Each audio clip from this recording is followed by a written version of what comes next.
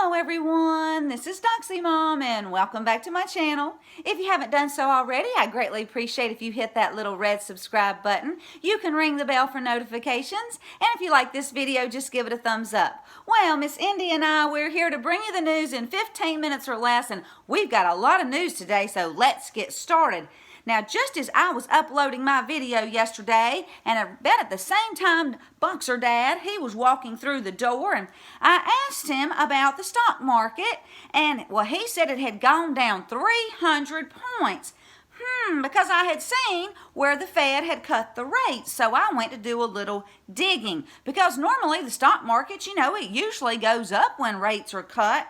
Well, Chairman Jerome Powell, apparently he decided to have his little press conference saying things like, global manufacturing slowdown is a bigger factor than expected last year, and trade tensions seem to be having a significant effect on the economy.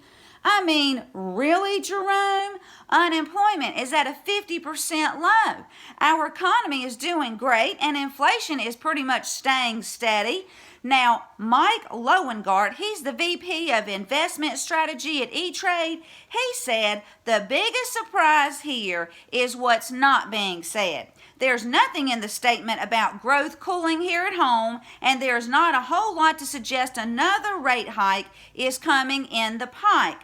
So, first, when Jerome announced it was only going to be a quarter-point rate cut, then basically Jerome is saying that what he's doing here is just to cushion the economy from the effects of President Trump's trade war with China. Well, investors were disappointed and stocks went down. But what is this I kind of keep hearing that gold shall destroy the Fed? I don't know. I guess we'll just have to wait and see, and I'll leave a link. Now, according to The Guardian, and I'll leave a link to that as well, Osama bin Laden's son, Hamza, who was trying to lead an al-Qaeda resurgence, he is believed to be dead, and apparently he was killed sometime over the past 2 years, and the U.S. did have a hand in his death, is what they're reporting, and that this Hamza wanted to attack Western targets and restore al-Qaeda's status after many years of decline by the Islamic State. Now, guys, he just wanted to be the new leader of al-Qaeda and rain terror on others. And, all we can do is hope that he repented before he was killed.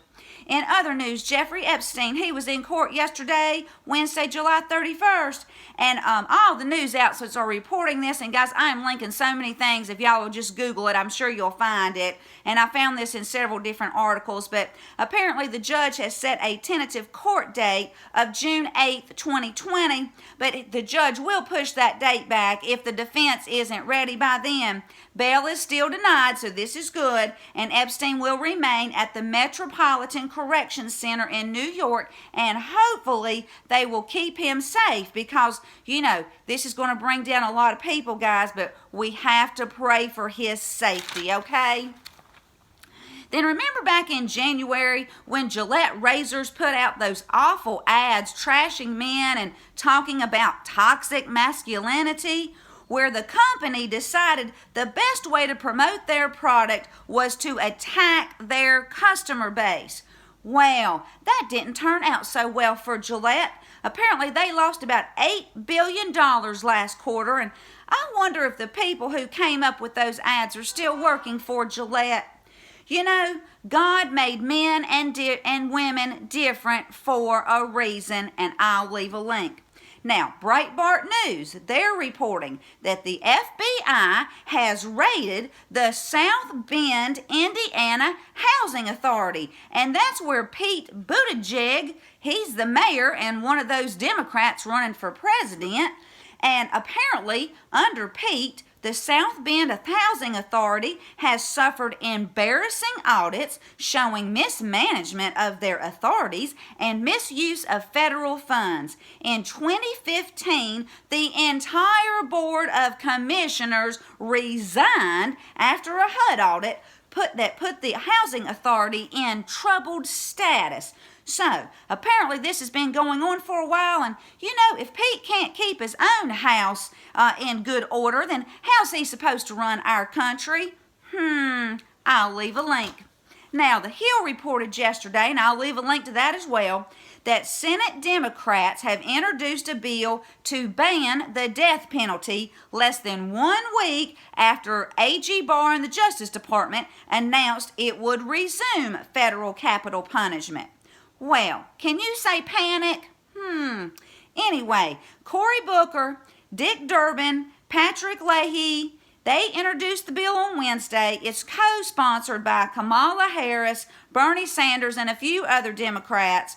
And one of the squad, Ayanna, well, she has introduced companion legislation in the House. Now, guys, everybody has their own opinion on the death penalty, but you have to remember, God instituted the death penalty, and Scripture makes it very clear that the government has the authority to determine when it is to be used, and when it is used, as Christians, we are not to rejoice or oppose the death penalty unless the person we know is 100% innocent. And you know, it says this in the Bible, several different places. So, I believe in capital punishment, but I also always pray for all of the people that they have repented of their sins, that they have found Jesus. And I'll keep you posted on what happens here, but I highly doubt that they're going to take away capital punishment. But now I could be wrong, and I've been wrong before. So, I'll keep you posted. Now, Tom Fenton, he went on Sean Hannity last night to talk about some of James Comey's little crimes. Apparently, this is small, but laws were broken because James Comey, well, he took the FBI files that he had on President Trump to his home, which is illegal. He used them for political purposes. He leaked them to the New York Times, which is also illegal. And this helped him get the special counsel going, according to Tom Fenton. Now, if the memos weren't leaked, there wouldn't have been a special counsel. And you know, James Comey's best friend, Robert Mueller, well, he got a job for those 2.5 years and was paid with our tax money and then wasted $35 million of our tax money to find nothing. And I'm completely convinced that the House turned blue because many out here in the masses, they were still thinking that our wonderful president could have colluded with the Russians because this Russia investigation was still dragging on through the midterms. So then John Solomon came on Hannity. Now listen, I want everybody to understand what's happening. He said that I.G. Horowitz referred Comey for prosecution on leaking. But the DOJ and Barr declined to prosecute on that charge because, guys, bigger crimes are coming, especially from FISA. Because remember, James Comey, he signed the first FISA. And the IG report will show James Comey in a very bad light. So don't be discouraged. Comey's days are numbered. Then Joe DeGeneva and his wife Victoria Tenzing, well, they went on Lou Dobbs, and they went to talk about Durham's investigation. And I'll leave a link to the Gateway Pundit, and it has a video over there. But Joe said that Durham is setting up a grand jury, so it's going to happen because Durham is focused on a very large criminal conspiracy involving frauding the United States. But it isn't going to happen quickly. So we have to have patience because they're looking into FISA, the FBI, the C_A, and the effort to frame President Trump. So he's got a lot on his plate, guys. Now, Victoria and Joe, they say that Hillary won't be indicted on the email fiasco. However, that's when she destroyed all those devices and all of that mess, you know, after the emails had been subpoenaed. But we have to remember, John Huber, I think everybody keeps forgetting about Huber. He's looking into Bill and Hillary and the Clinton Foundation. So, Hillary may not get punished for destroying her emails, just like Comey won't get punished for leaking. However, Bigger crimes are coming, guys. So we got to put our seatbelts on. This is going to be a long ride. This is going to be a bumpy ride. But at the end of the ride, justice will prevail.